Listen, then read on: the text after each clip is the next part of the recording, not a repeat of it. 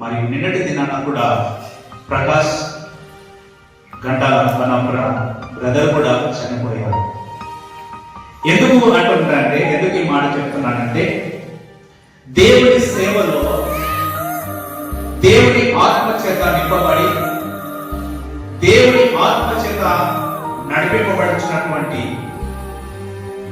రోషం కలిగినటువంటి సేవకులుగా నడుస్తూ ఉన్నారు. అయితే దేవుడి పిలుపు మేరకు నిన్నటి దినాన ప్రకాశ్ అంటే వారు కూడా ఎందుకు ఈ మాట అంటున్నారంటే, దేవుడి యొక్క పనిలో దేవుడి యొక్క పరిశుద్ధమైనటువంటి లేఖనంలో దేవుడు ఏదైతే రాసి ఇచ్చి ఉన్నాడో ఆ దేవుడి యొక్క మాటను ఉండేది ఉన్నట్టుగా క్షుణ్ణంగా ప్రకటించే సేవకులు, ఏమిటికైనా సిద్ధము అన్నట్టుగా నడుస్తున్నటువంటి సేవకులు.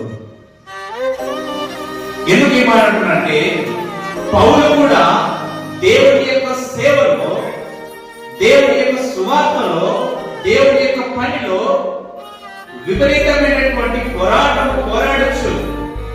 చెరసాలలో పడబడినప్పుడు, చెరసాలలో ఉంచబడినప్పుడు రాస్తూ ఉన్నాడు, తెలియపరుస్తూ ఉన్నాడు తిమోతికి, నా కుమారుడా, దేవుడి యొక్క పనిలో, దేవుడి యొక్క విశ్వాసములో, దేవుడి యొక్క ఆత్మచేత నింపబడిన నీవు ఒక మంచి పోరాటము పోరాడుకుంటున్నావు.